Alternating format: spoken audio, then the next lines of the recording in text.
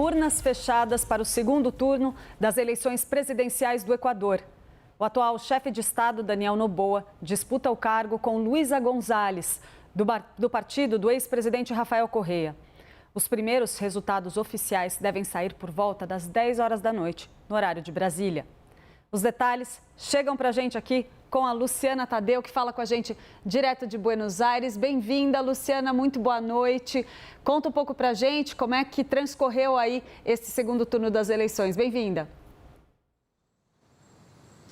Oi, Clarissa, boa noite para você, para todos que nos acompanham. Olha, foi um dia tranquilo, com algumas prisões, algumas apreensões, inclusive de armas, mas sem grandes incidentes durante esse dia de votação no Equador, que é um país que lida com uma grave crise de segurança. De fato, essas eleições ocorreram durante um estado de exceção decretado pelo presidente, decretou ontem. Daniel Noboa, que vem, na verdade, governando com uma série de estados de exceções devido à situação de violência do Equador, que chegou a ser o país com mais homicídios por cada 100 mil pessoas da América Latina. Então, realmente, as eleições acontecem nesse contexto, com essa grande preocupação, porém transcorreram em tranquilidade. Com alta participação, foram 83,7% dos eleitores que foram às urnas. O Conselho Nacional Eleitoral do Equador já começou a divulgar os resultados. Essa contagem ainda está muito incipiente, a gente está somente com cerca de 5% dos votos apurados até o momento, pelo menos do que está sendo divulgado até agora. Nessa contagem muito preliminar, o Daniel Noboa, atual presidente que tenta a reeleição, aparece na frente, porém a expectativa, tanto pelo resultado que houve no primeiro turno, com uma diferença percentual entre ele e a candidata de esquerda, Luisa González, de apenas 0,17 ponto percentual entre os dois, e as pesquisas de intenção de voto, que colocam os dois praticamente um empate técnico, pouquíssima diferença entre eles nas pesquisas, tudo indica que vai ser uma disputa voto a voto. Então, muita expectativa também para saber se vai ter algum tipo de alegação de fraude, algo que paira, né, sobre essas eleições tão apertadas da América Latina. Então, muita expectativa para esses resultados e para saber, então, quem vai ser o próximo presidente, ou se vai continuar o atual presidente a governar pelos próximos 4 anos no Equador, Clarissa. Agora, Luciana, seja quem for que saia vitorioso dessa urna, vai ter uma série de desafios aí pela frente, né? Você já comentou aí, passou rapidamente por essa questão da segurança pública, é algo que vem pautando o debate político aí no Equador já há bastante tempo.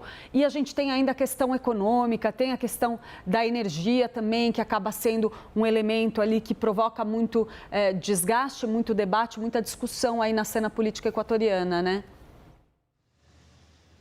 Exatamente, Clarissa. São 3 grandes desafios. De fato, a gente preparou uma arte, né, que aborda justamente essas 3 grandes questões que terão que ser abordadas pelo próximo presidente equatoriano. A questão da crise de segurança, a luta contra a insegurança foi a grande bandeira do governo de Daniel Noboa, que, como mencionava, governou com diferentes estados de exceção. Ele que chega ao poder numa eleição bastante conturbada, que foi aquela eleição em que o candidato presidencial foi assassinado durante a campanha. Depois, em janeiro do ano passado, foge da prisão, o criminoso mais perigoso do Equador. A gente viu aquele episódio em que um canal de TV foi ocupado por homens encapuzados, armados, que fizeram os jornalistas lá de reféns numa transmissão ao vivo, e então ele decretou um estado de conflito armado interno e desde então governou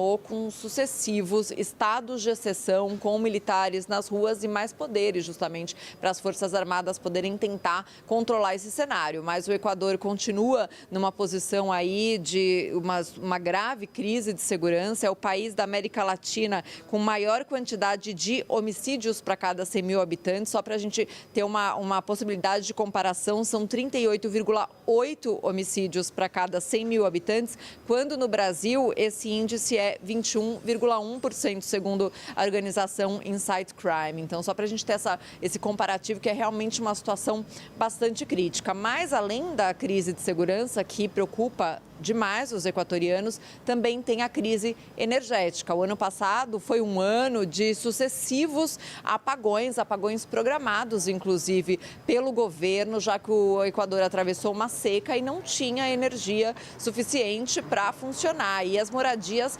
tiveram apagões diários durante horas. Foi realmente um grande problema enfrentado pelos equatorianos. E a economia. O Equador atravessa uma recessão, está com as contas públicas bastante desequilibradas, e esse vai ser também outro desafio do próximo presidente equatoriano. Clarissa.